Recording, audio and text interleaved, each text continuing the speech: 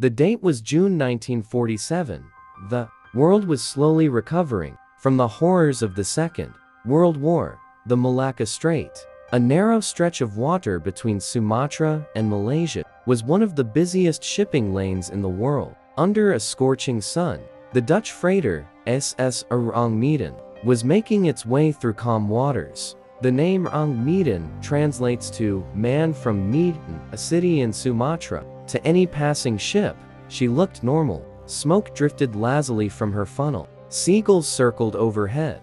But at 12:30 p.m., the radio silence was broken. Two American ships, the City of Baltimore and the Silver Star, were navigating nearby when their radio operators picked up a signal that made their blood run cold. It wasn't a standard navigational update. It was a frantic SOS. The Morse code came in bursts, as if the hand tapping it was shaking uncontrollably. The message was clear and terrified. All officers, including captain, are dead. Lying in chartroom and bridge. Possibly whole crew dead. Then, a long, agonizing pause followed. The radio operators on the receiving end frantically asked for a status report. Ourang Medan, do you copy? What is your situation? There was no answer for several minutes. Just static. Then, the Morse key clicked one final time. A message that has become the most famous last words in maritime history. I die. Then, the radio went dead. The captain of the Silver Star realized something catastrophic had happened. He immediately ordered his ship to change course. The engines roared to life as they raced toward the coordinates of the distress signal. The crew of the Silver Star scanned the horizon with binoculars, expecting to see a ship on fire, or perhaps sinking. But when they finally spotted the Ourang Medan hours later, they were confused. The ship appeared completely intact. There was no fire, no damage to the hull. She was simply drifting. The waves gently slapped against her steel sides. But something was wrong. There was no movement on the deck, no sailors working the lines, no smoke from the stack. The Silver Star blew its whistle. The sound echoed across the empty water, but there was no response. They fired flares into the sky. Still nothing. The Ourang Medan was a ghost ship. The captain of the Silver Star assembled a boarding party. A lifeboat was lowered. As the sailors rowed across the dark, deep water toward the silent vessel, a heavy feeling of dread settled in their stomachs. The ocean around the ship was eerily quiet. Even the sharks seemed to keep their distance. The rescue team threw a rope ladder up the side of the rusty hull and climbed aboard. The moment their boots hit the steel deck, they froze. The sun was shining brightly, but the scene in front of them was a nightmare. The deck was littered with bodies. The Dutch crew lay scattered everywhere, some on their backs, some twisted in strange positions. But it was their faces that made the rescuers gasp in horror. Every single man was staring up at the sun. Their eyes were bulging from their sockets. Their mouths were locked open in silent, frozen screams. Their arms were outstretched, reaching towards something in the sky, or something standing right in front of them. The rescuers moved from body to body, checking for signs of life. "This one's cold," a sailor shouted. "This one, too." They searched for wounds. They expected to find bullet holes from pirates, or stab wounds from a mutiny. They looked for signs of poisoning or plague, but there wasn't a single scratch on anyone. No blood, no bruises. Just pure, frozen terror. It was as if their hearts had simply stopped beating the moment they saw something too scary for the human mind to comprehend. The team leader ordered the men to split up.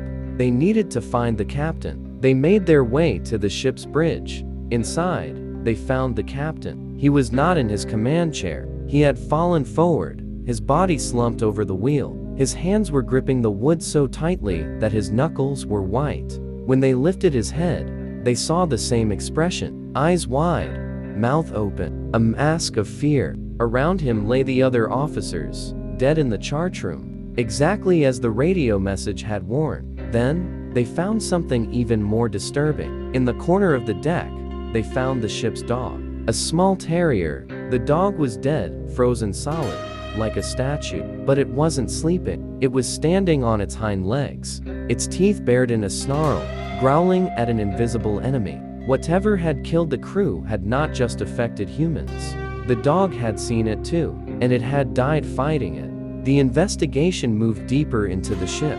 The team descended the narrow metal stairs into the bowels of the vessel. The engine room. Usually, an engine room is the hottest part of a ship, with temperatures soaring over 100 degrees Fahrenheit. But as the rescuers climbed down, they noticed something strange. The temperature dropped. It was cold, unnaturally cold. The air felt heavy and metallic.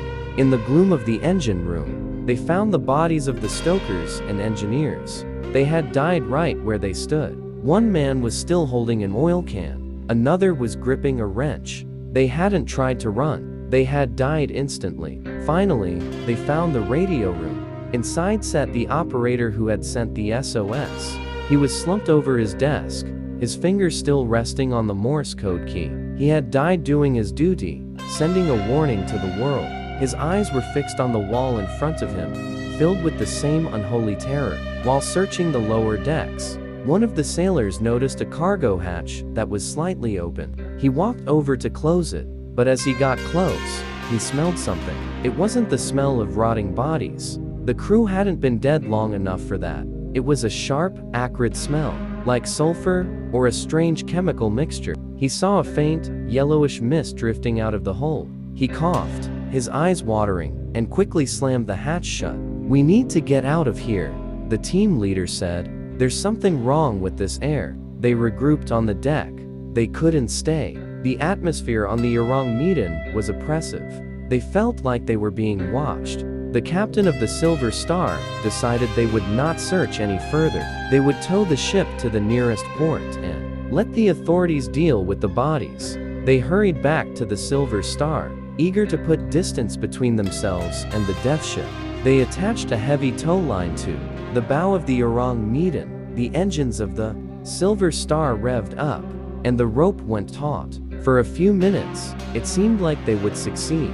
The Ourang Medan began to move slowly through the water behind them, but then, the ocean decided to keep it secret. Smoke began to pour from the cargo hold, the same hold where the sailor had smelled the chemical gas. At first, it was thin wisps. Then, it became thick, black billowing clouds. "Fire on board," the lookout shouted. Before anyone could react, a blinding flash of light lit up the ocean. Boom! The explosion was so powerful it shook the Silver Star violently.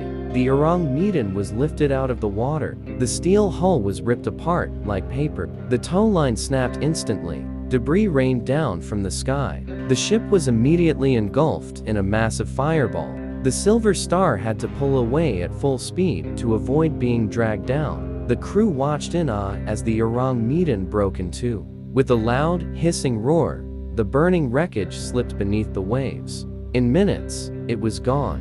The ship, the bodies, the dog, and whatever terrified them, all of it vanished into the deep. Did they carry illegal nerve gas from the war? Was it a supernatural force? Or something from the ocean floor? The sea never gave up its answer. The Ourang Medan sailed with the dead, and now, it sleeps with them.